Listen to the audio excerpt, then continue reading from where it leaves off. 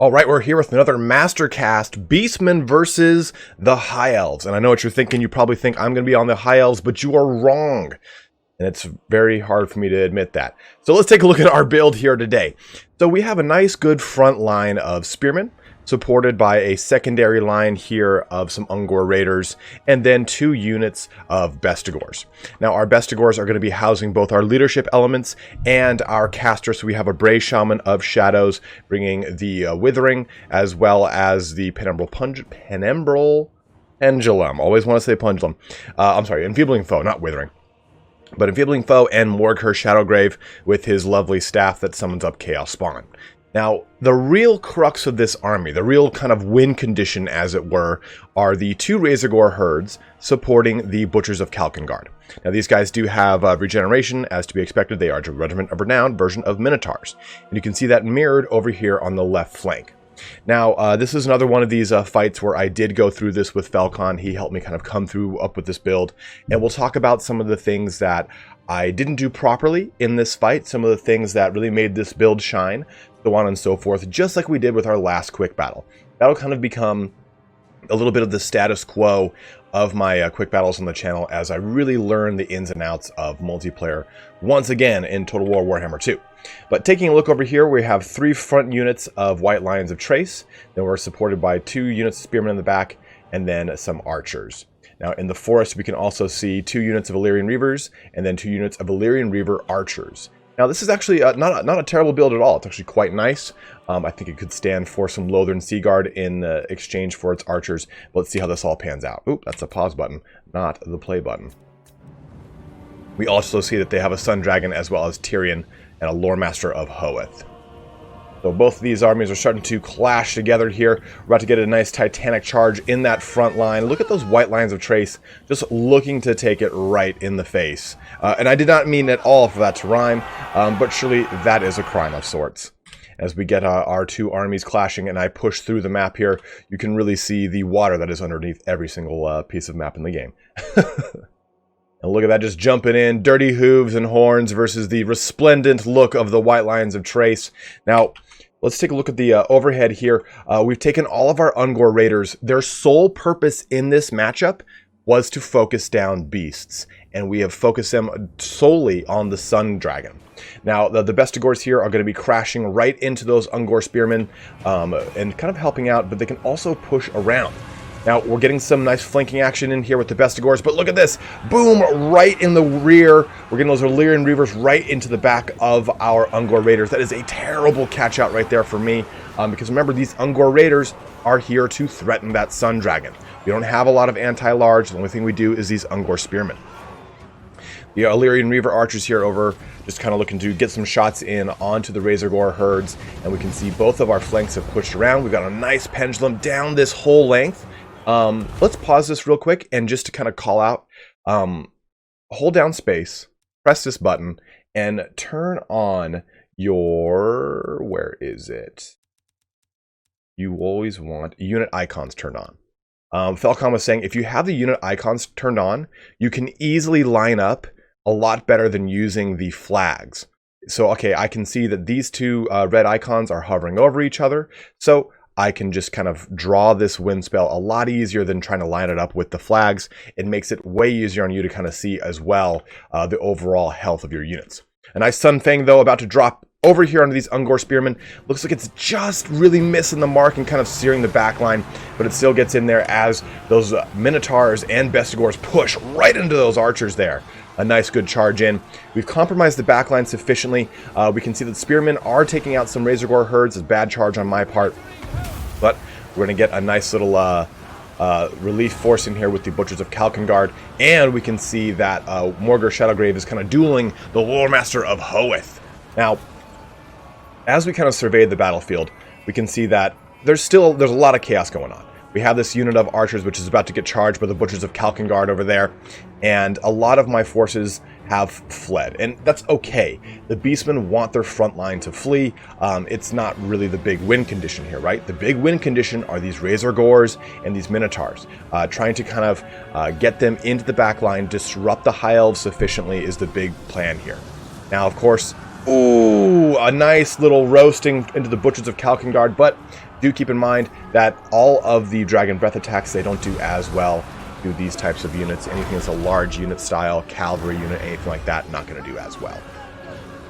Butchers of Kalkengard, though, taking out these archers, and we can see that Morgar Shadowgrave, it was a little bit of danger, but he's now going to flee away, and he should be okay. We got a nice Chaos Spawn summon on top of him to help dilute that charge from the White Lions, as well as the threat from the Lore Master of Hoeth here. Go ahead and turn that music down a little bit for you guys. Just realized how damn loud that was. Now we're getting a nice, good charge in. Again, from the Razor Gores, just trying to push everything into this little pocket. We do have plenty of other elements coming back in the back line. Like I've said before, if you are playing any kind of army, such as the Beastmen, the Greenskins, especially the Skaven, always want to make sure you're checking your map, looking at the backside, so you can push these units in. These guys could have been in the fight a lot sooner, helping out with this massive pocket of Illyrian Reaver archers and Illyrian Reavers. Take a look at the rest of this fight, though.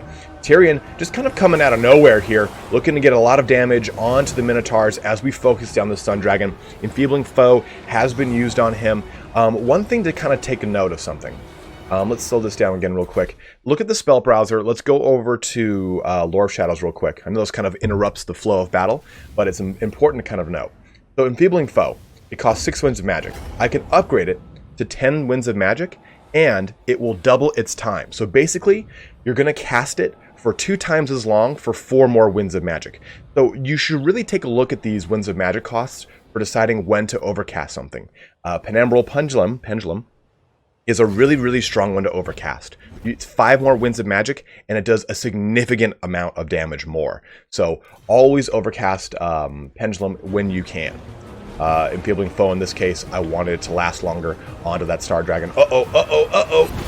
Nice little pendulum here into this unit of Spearmen, just trying to break the back of these anti-large units here that are threatening our Razor Gores, our Chaos Spawn. Again, they don't have any AP, but it is kind of important to just kind of get that threat onto them. Pulling our Minotaurs back over here, the Butchers of Kalkengard will get some regeneration as they are out of the fight here, wanting to kind of get them back up in health a little bit more. We do still have a large amount of Illyrian Reavers, and oh no, Tyrion is jumping right into Morgar Shadowgrave's face, and those Butchers of Kalkengard and the Minotaurs are looking to headbutt the mighty Tyrion. That's okay, though. We want to get those large units around Tyrion. We want to surround him and push him into the ground, basically. If we can use both of these Minotaur units, we should be able to kind of see my pathing on this in just a little bit. I'll hold down spacebar so we can kind of get a little bit more of a cinematic view of this. So, as we take a look at this, we can see that the Butchers are stacking up on one portion of this fight. They're not wrapped around. So, eventually, what I do in this scenario is take this unit, which is not the Butchers, and push them beyond Tyrion. Because Tyrion is... If his back is broken, then we win this fight pretty much. So we want to get a surround on him. We've used these large objects to try and just get around Tyrion. A nice little roasting down from that Sun Dragon. We have tons and tons of units still, and for the most part, the High Elves are pretty much relegated now to their Illyrian Reaver archers, some archers coming back here, and the Master of the Sun Fang himself, the Prince of Eataine, getting surrounded by Ungors, by Minotaurs, all sorts of crazy action. Uh-oh, no, that's gonna roast these Ungor Spearmen. Oof. Rips right through them, and then a nice supporting charge in from these Illyrian Reavers to really just drive that home. Getting these Razor Gores in here as well. All of it is just piling in to Tyrion right now. This is our big win situation. We need to pop this bubble of this Prince of Eataine. The Sun Dragon just kind of hanging out. Now, this is why we wanted those Ungor Raiders, right? It's just a little bit of damage over time. They don't have a lot of AP damage, but you just want it to constantly be stacking. It's the only way you can really threaten stuff in the air. The Cygor is not a reliable amount of damage to any kind of air unit. So you can see that kind of kicking off here as we get a Pyrrhic victory against the mighty High Elves. So let's take a look at this post-battle report here. We got a lot of damage in from the Razor Gore herds. One was completely shut down, and that really kind of limited the usefulness of that single Razor Gore herd, but that's okay. And unfortunately, the Ungor Raiders were slapped apart very early by a really devastating rear charge from the Fluff here. The Fluff, if you're watching this, thank you very much for playing with me. This was just a quick battle, but hats off to you, man. Love the representation of the High Elves. But this build was kind of put together by Falcon. He was telling me that you just want these frontline units, these Ungor Spearmen, to just hold the line and delay these Spearmen, these White Lions, whatever it is, so you can do any kind of flanking charges, any rear charges with these Butchers and with these the Minotaurs and the Razor Gore herd. Basically, it was 1 Minotaur to 2 Razor Gores. So you had 2 wings that could wrap around, that could support any cavalry charges, which we probably should have seen a little bit better. I'd say that's the biggest shortcoming of this battle, was that I wasn't watching my backline enough, and it got compromised very fast. The Sun Dragon only got 24 kills because it didn't get a lot of really great breath attacks, but had that Sun Dragon been really on point in roasting my Bestigors, roasting my Ungors, it would have been way more devastating for me. So the Ungor Raiders' inability to shut down the Sun Dragon, but the Sun Dragon not getting as much damage on me, really kind of balanced out. That Sun Dragon really could have broke my back pretty hard.